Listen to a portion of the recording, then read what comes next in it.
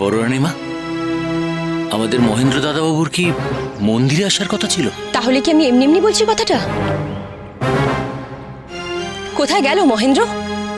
আপনাকে বারবার বলেছি ওকে এভাবে মাথায় তুলবেন না। তা কে শোনে আমার কথা? সে কি, মহেন্দ্র কুমারকে পাওয়া যাচ্ছে না? এ তো সাংঘাতিক ব্যাপার। হরিহর, থামো। এত কথা বলা কি আছে? তাহলে কোথায় গেল ছেলেটা? পুজো তো শুরু হতে চলেছে, কই এখনো তো ফুল নিয়ে এসে পৌঁছালো না। এত উতলা হওয়ার কিছু নেই। এই তারাপীঠে মহেন্দ্র কোনো ক্ষতি হবে না। মা তারার আশীর্বাদ আছে। তাছাড়া এখানকার সব পথঘাটও চেনে, সবাই জানে ও নাটোরের রাজ পরিবারের সন্তান। আপনি কি করে বুঝবেন মায়ের মনের কষ্ট? তাছাড়া আমার তো আর সত্যের অভাব নেই। দিন দিন ছেলেটা একেবারে অবাধ্য হয়ে উঠছে। মহেন্দ্র অবাধ্য ছেলে নয়। আর আমাদের শত্রুকে শত্রু হয়ে উঠছে, ওই এবার আমার চিন্তা হচ্ছে। মহেন্দ্র তো কখনো এমনটা করে না। দোহাই আপনার, চলুন একবার বাগানে গিয়ে দেখে আসি।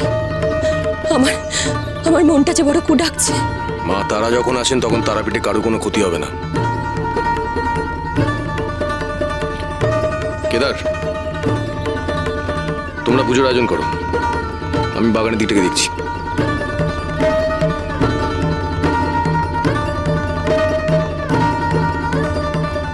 এসো।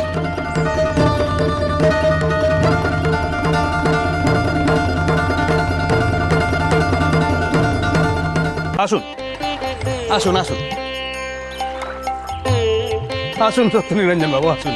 রাম দেখ কারা এসছে। আপনারা এইসব কি নিয়ে এসেছেন? আগে কালীঘাটের মায়ের ভোগ প্রসাদ। মহারাজ কালীঘাটের হালদারদের বলে রেখেছিলেন, তেনারা এখনই দিয়ে গেলেন। কি মজা, কি মজা! বাড়িতে বসেই কালীঘাটের মায়ের ভোগ প্রসাদ খাবো। খুব মজা হবে, খুব মজা হবে। কাকামশাই বিশেষ করে বামদেব ঠাকুরের জন্যই মায়ের আসল ভোগ প্রসাদ আনিয়েছেন। আপনাদের জন্য আছে। ঠাকুর কই? তাকে ডাকুন, প্রণাম করে প্রসাদ তার হাতে তুলে দিই। বাবার ঠাকুরের হাতে দেবেন? কিন্তু কিন্তু কি?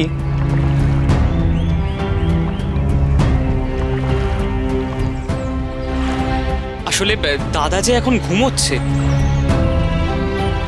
হ্যাঁ, জব্বর ঘুম দিচ্ছে, কখন উঠবে কে জানে। ও তাহলে তো ঠাকুরের সাথে এখন দেখা হবে না। তেনাকে বলবে। দাঁড়ান দাঁড়ান, আমি বাবা ঠাকুরকে এক্ষুনি ডেকে দিচ্ছি। বাবা ঠাকুর, বাবা ঠাকুর, গদাই, গদাই শোন, গদাই। বাবা ঠাকুর, বাবা ঠাকুর, ও বাবা ঠাকুর, দেখো কেমন নিশ্চিন্তে ঘুমোচ্ছে। ও বাবা ঠাকুর, ওঠো। মহারাজ তোমার জন্য কালীঘাটের প্রসাদ পাঠিয়েছে গো। ওঠো ওঠো। ও বাবা ঠাকুর, দেখো তো কি কাণ্ড, আমার কথা তো কানেই যাচ্ছে না। কি করি, কি করি, কি করি?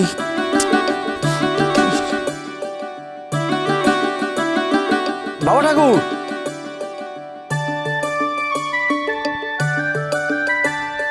না না ঠেললে বাবা ঠাকুর জাগবেই না। যাই, কি একটা ঠেলা দিই। ঠিক আছে। ও বাবা ঠাকুর,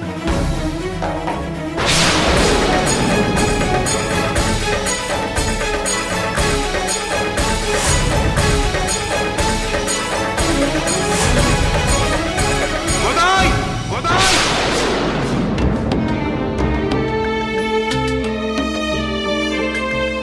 ও নগেন দাদা, তুমি আমাকে এরকম ভাবে বাধা দিলে কেন গো? আমি তো বাবা ঠাকুরকে ডেকে তুলতে যাচ্ছিলাম। খবরদার গদাই, এক্ষুনি সর্বনাশ করে ফেলছিলি। ঠাকুরকে ছোঁস না এখন। কেন গো? ছুলে কি সর্বনাশ হবে? তুই বুঝতে পারছিস না গদাই? তুই যে এতক্ষণ ধরে ঠাকুরকে ডাকছিস, ঠাকুর একবারও সাড়া দিয়েছে, উত্তর দিয়েছে? ঠাকুর ভাব সমাধিতে গেলে এরকম হয়। এই সময় ঠাকুরের শরীরে প্রাণ থাকতেও পারে, আবার নাও থাকতে পারে। কি বলছো? এরকম হয় নাকি? হয় রে বাবা, হয়। আমরা এর আগেও দেখেছি। এই সময় ঠাকুরকে ডাকাও যাবে না, ঠাকুরকে ছোঁয়াও যাবে না। ও, তাহলে তাহলে এখন কি করব? বেণীমাধব মশাই বাইরে অপেক্ষা করছেন যে।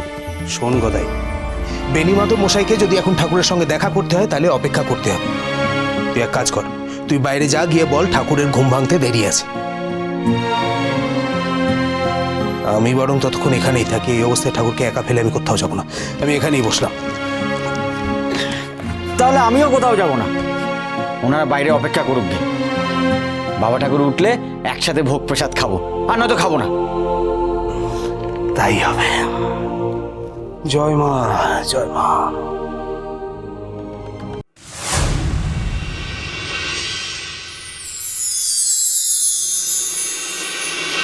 জয় তারা, জয়।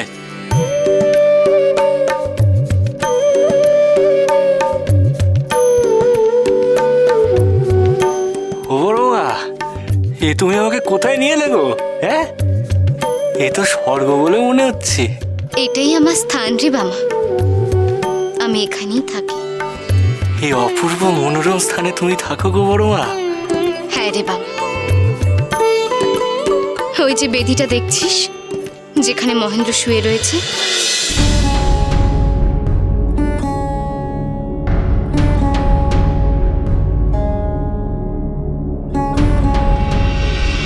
সেই বেদিতে বসে আমি সমস্ত কিছু লক্ষ্য করি। তোকে দেখি, তোকে আরতি করতে দেখি, সমগ্র তারাপীঠকে দেখি। তারাপীঠের সমস্ত কিছুর উপরই আমার লক্ষ্য থাকে। বাহ বাহ বাহ বাহ বাহ। হ্যাঁ, তাহলে তাহলে তুমি এই স্থানে বিরাজ করো গো বড়মা? বাহ বাহ বাহ, খুব ভালো গো, খুব ভালো।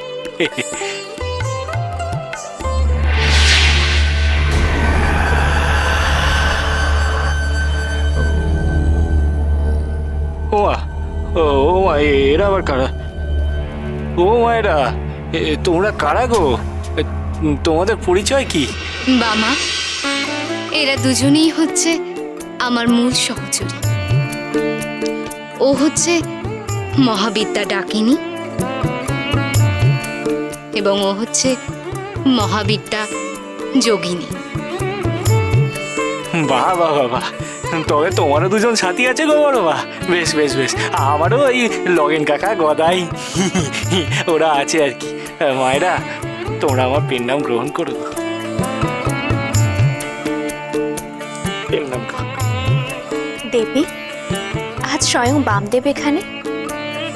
সত্যি দেবী, বামদেবকে এখানে দেখে ভারী অবাক লাগছে। আমি জানি, জানি তোদের মনের মধ্যে প্রশ্ন জাগছে, তবে বামাকে আজকে আমি নিজের সঙ্গে নিয়ে এসেছি এক বিশেষ কারণে। হ্যাঁ হ্যাঁ বড় মা, আমার মনেও খুব প্রশ্ন দেখা দিয়েছে। এই তুমি একটু খোলসা করে বলো দেখি যে তুমি এই মহেন্দ্রকে এখানে কেন নিয়ে এসেছো? আমাকেও তো কিছু বললে না। আমি এখানে মহেন্দ্রকে নিয়ে এসেছি কারণ আমি এক দোষীকে চরম শাস্তি দিতে চাই। আজ আমি এক মাকে চরম শিক্ষা দিয়ে বুঝিয়ে দিতে চাই যে অন্য মায়ের কোল থেকে তার সন্তানকে ছিনিয়ে নিয়ে তাকে বিপদের মুখে ঠেলে দিলে কেমন লাগে। তুমি তুমি কার কথা বলছো গো বড় মা? আমি তো কিছুই বুঝতে পারছি না। বামা, মহেন্দ্র কার ছেলে? বড় রানীমা। তবে সেই বড় রানীমাকেই আমি শাস্তি দিতে চাই, কারণ অন্নদার সন্তানকে দ্বারকার জলে ভাসিয়ে দেওয়ার চক্রান্ত ছিল বড় রানীর। তার নির্দেশেই নীলমাধব ওই নিজ কাজটি করে। নীলমাধবকে পরে আমি চরম শাস্তি দেব, তার আগে বড় রানীকে আমি এমন কষ্টে ফেলবো যাতে ও বুঝতে পারে নিজের সন্তান হারানোর কষ্ট কি। বড় রানীমা, বড় মা, এর আগেও একবার বড় রানীমা ছোট কর্তাকে ডাকাতের হাতে তুলে দিয়েছিল গো।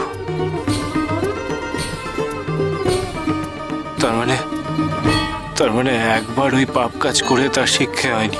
পাপীরা এমনই হয় রে বাবা, যার মনে একবার পাপ বাসা বাঁধে সে বারবার পাপের পথে পা বাড়ায়।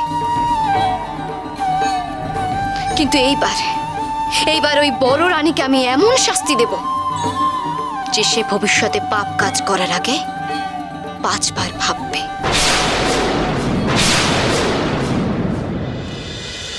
মহাপীঠ